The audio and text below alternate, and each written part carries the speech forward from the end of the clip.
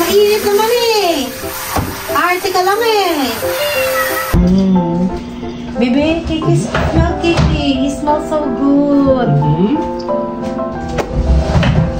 Ano naman bebe niya? Alam mo, napaka-swerte mo kasi ikaw pa ang baby namin. Mga ilang years, hindi na ikaw ang baby. Kiss daddy. Kiss, kiss, kiss, kiss daddy. First? Napasok! So why you would like that? No one like hell, only you. Kaya kayo ba tumayo nagbago na? Now you like heaven. I know when you're lying, I know you're hiding something, I know already, even though you didn't say to me. I can feel it. You think so? Kala mo.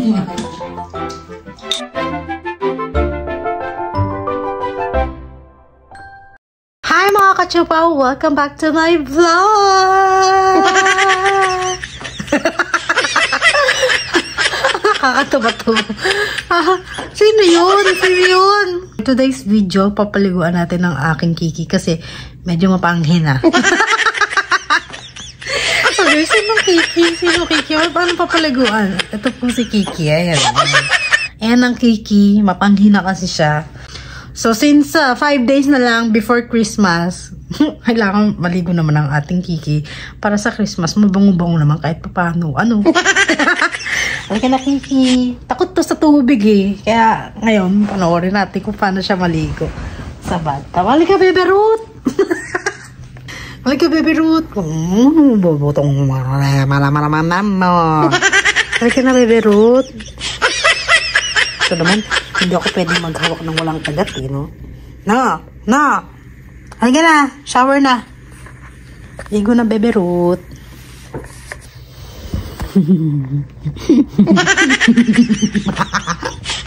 Naliligo ka na yung pasto. Mapanghin ka na kasi. Paliguan na natin ang Bebe Ruth. Kala niya walang gagawin eh, no? Maliligo ka, bakla. Pag nakikita niya yung CR bumubukas, natatakot na to.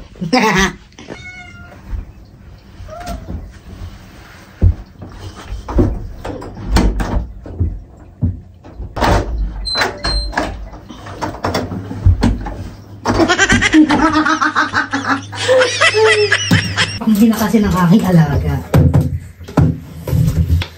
So, halika rito. Mag-ayos muna tayo at kailangan maging ready tayo sa kaganapang mangyayari.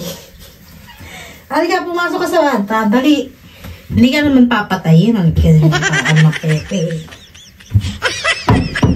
Ito pala yung aking sabon para sa aking alaga. Halika rito. Halika. Tatakot. Kunin ko nga muna yung headbang ko para yung yay! Ligo na! Ligo na! Balikot ka! Ay.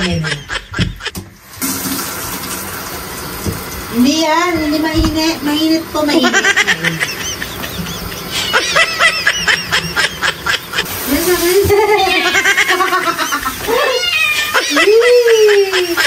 Mainit naman eh! Arte ka lang eh! Wow! Wow naman! Wow naman!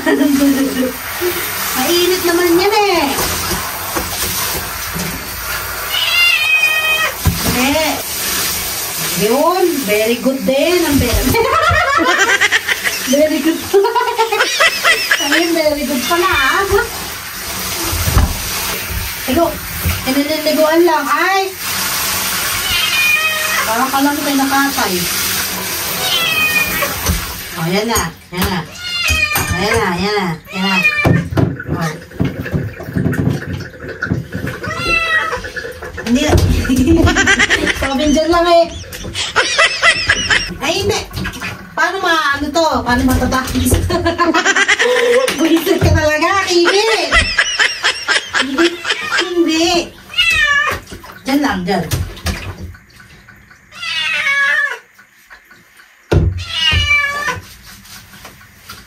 Ah, bait naman ng baby love. Bait naman pala eh. Naman palang baby.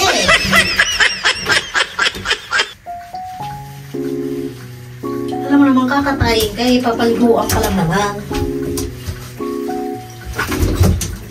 Then sabi ay nako, hindi nakikinig sa mama.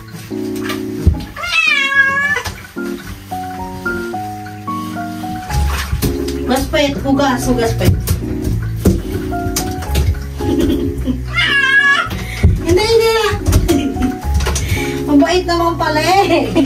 Mabait naman pala ang bebe ko eh. Oo, hindi. Yeah. Hindi naman papabayaan ng mama yan.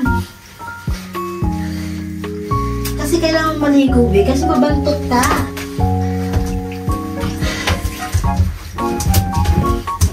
Shh. Hindi, ano ba yan? Bakit ba? Hindi ka naman naawayin.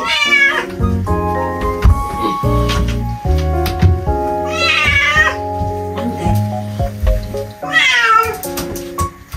Ayan.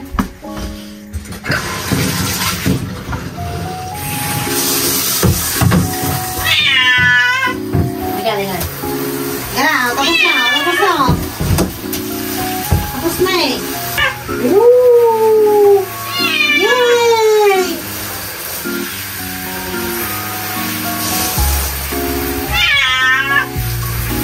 Yay! Dito ka na, arte. Nag-iinay ka na naman. Ang pamilya eh.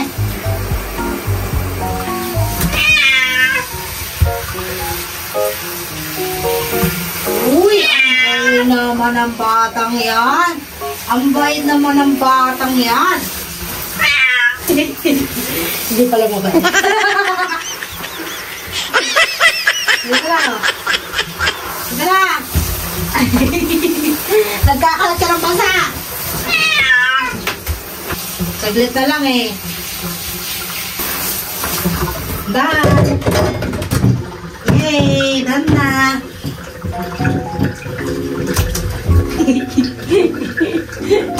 Teka lang, bahan na rito. Tigas naman ang ulo ni Kiki. Pinaliguan lang.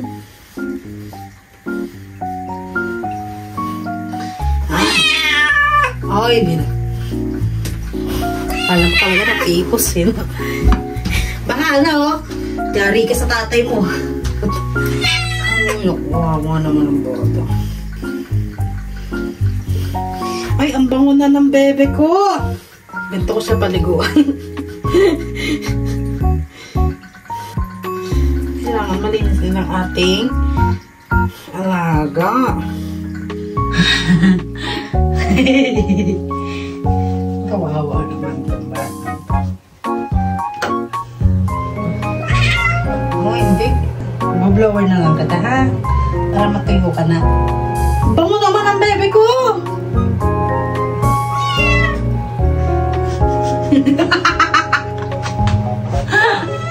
Uy! Uy naman ang bata nga. Ano ba yung batang yan? Mag-blower ko lang mga kachupa. Buti na lang may blower tayo dito kasi kung wala, hindi ka makakatuyo. Tuyuin natin ito. Come here.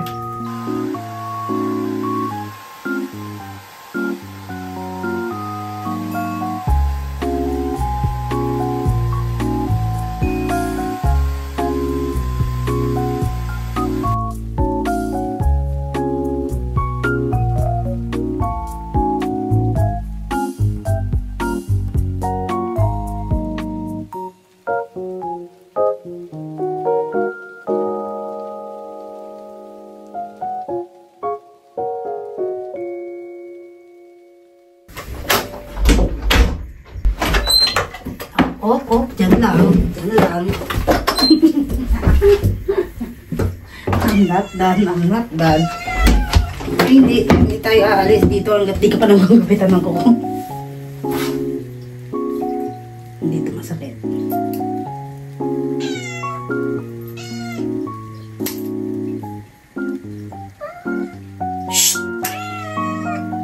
Ay,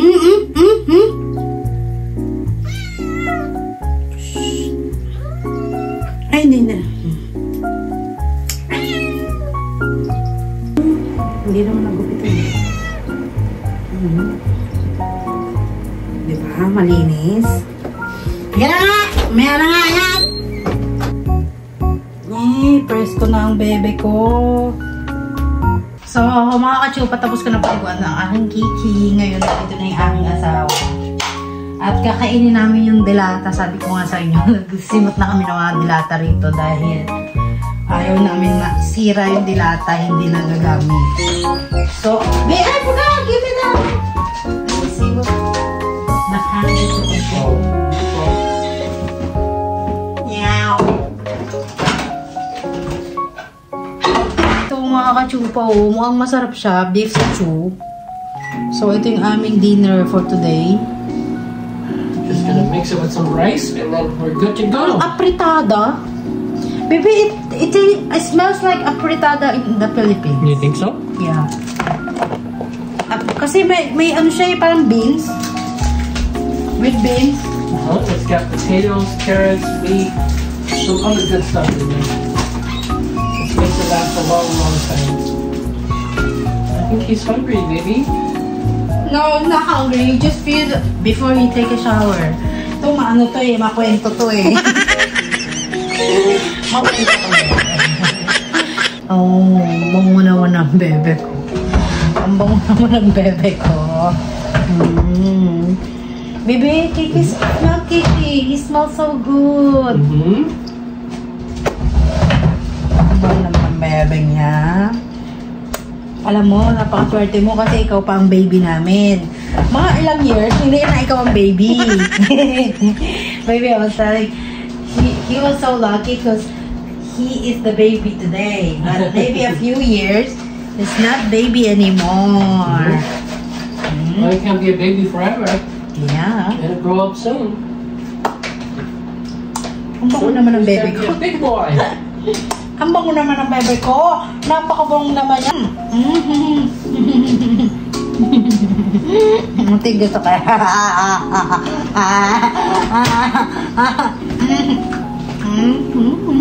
Pamparam.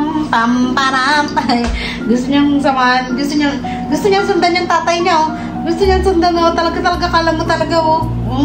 Makatatay ito. Kasi lagi niya akong kasama eh. Ganun siguro. Ano?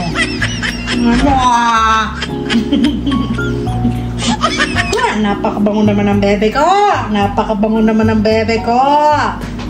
Napakabango naman ang bebe. Look at his face. It's so cute.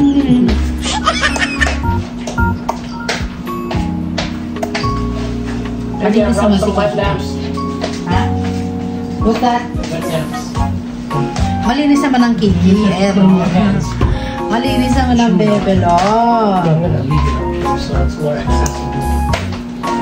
Pamparot, pamparot, pamparot, pamparot.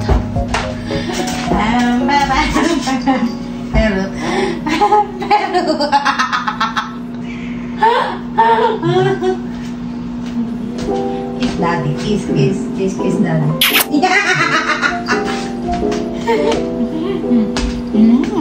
Ang bango naman ng bebe love. Lagi na lang ganyan. Naghalambingan na lang tayo dito. Ang hapon maglambingan. Ano? Meow! He's like, meow, Meow! Meow! Meow! Pamperut! Pamperut! You know, you should include his theme song every time you come in the video. A new song. Pamperut! Pamperut! Tignan mo yung buntot gumagalaw. Pamperut! He likes the pamperut! Like that is his tail. Pamperut! That's his song! That's his theme song. You showed me that song where you got it from. Remember that? You should play that song in your videos. So, okay. Ito ba na mga kachupa? Papakita ko sa inyo yung cat food ni Kiki. So Meron siyang cat that's food. pumpkin, and what else did you mix in there? just pumpkin and the cat food. The dry cat food? No, the wet food. Oh, pumpkin and like fish? Yeah. I don't know, that sounds nasty, but you like it? Yeah. You should mix it with the dry food. No, he's So not that- gonna eat it. That way you can make it wet. I saw this in TikTok. You mix it with the normal Yeah. cat food. And it's supposed to be healthy for them? Cat food. Yeah, it's supposed to be healthy. Yeah, because pumpkin is good for cat. But you need to boil the pumpkin first and then smash it. You And boil then the pumpkin first.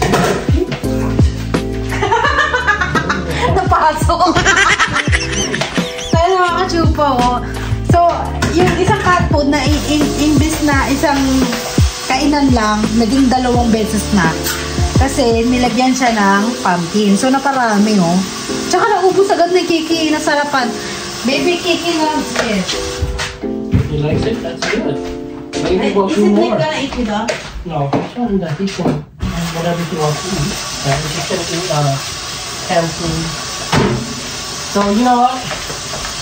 Maybe we'll buy some more pumpkin Yeah. and that way we can mix it up in the food so that way he has a little bit more food. Yeah, that's what I'm What talking kind of- about here. How did you learn it? What kind of health benefits are in there? Pumpkin is good for digestion. Okay. So, Kiki doesn't feel her tummy, you know. Hala! Why you put the rice there? This is how you do it. Trust me, you're gonna like it. It's really good. Oh, nilagay niya yung ano. Hinalo niya na yung kanin sa sa ulam. Baka we're gonna eat it. I'm gonna put some in the bowl for you. Okay. Let's eat in the table. I'm gonna mix it good first. Where's Kiki? He's in the room. He's playing on our bed right now. Waiting to open the cabinet again. He likes He's it. waiting by the closet. You know, he was sitting inside the dirty basket. Yeah. Having the laundry clothes. He likes the dirty bag. I don't know why he... My cat, he likes it too, you know? They probably like the smell of dirty clothes. Maybe he So just then likes it's the good. clothes. And it's all soft because they're sitting on top of it. Yeah. Eat na. Help yourself. Uy, ang sarap! That's how I eat it. I mix it with rice. And then You shouldn't... complete. Oh, I shouldn't like this one because we didn't do this in the Philippines. What do you mean you didn't eat all the fish? We're gonna get our own rice. And then it's up to us to put the food. That's how I do it. So you're like me, so you eat like me. That's all you're eating? Yeah. I'll let you leave the prayer. Let's eat, mga kachupa. Good?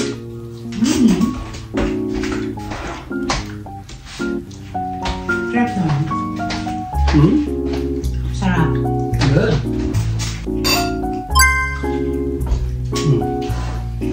This is actually my old coworker's favorite.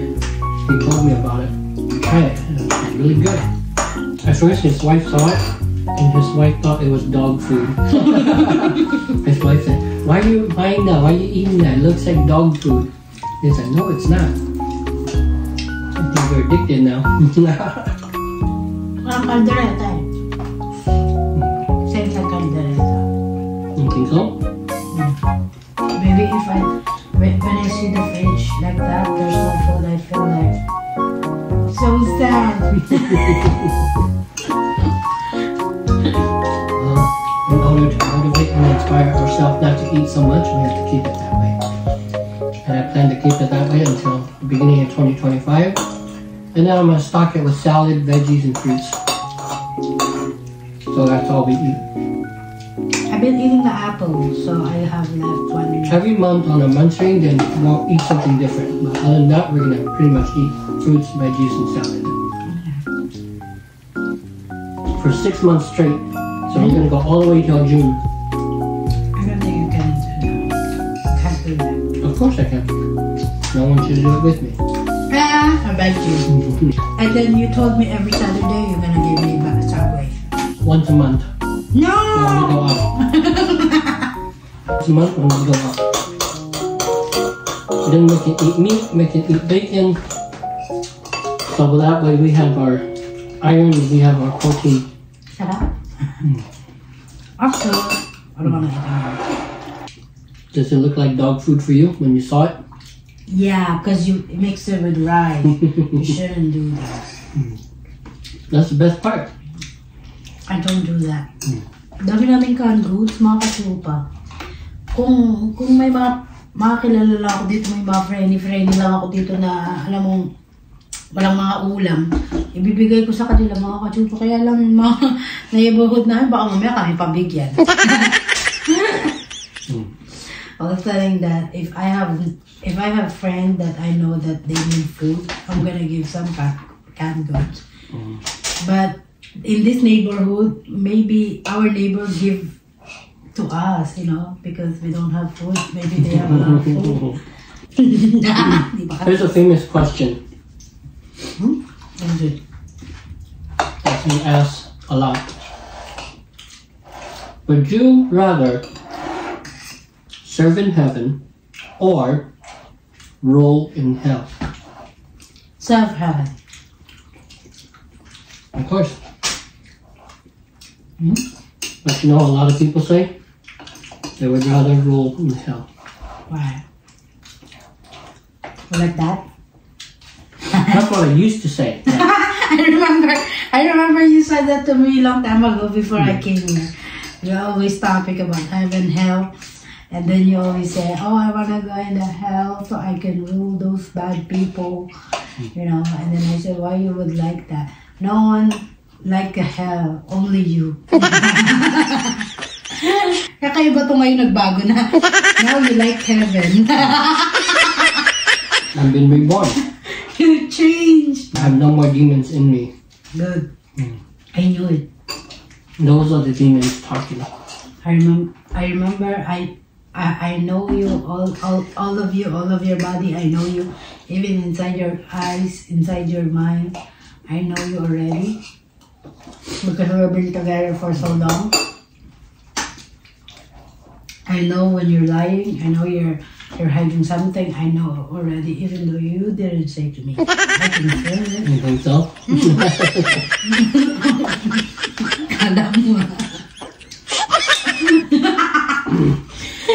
And now I found out that, you know, I'm so glad Jesus gave me this strength, you know, to know people, the person, you know.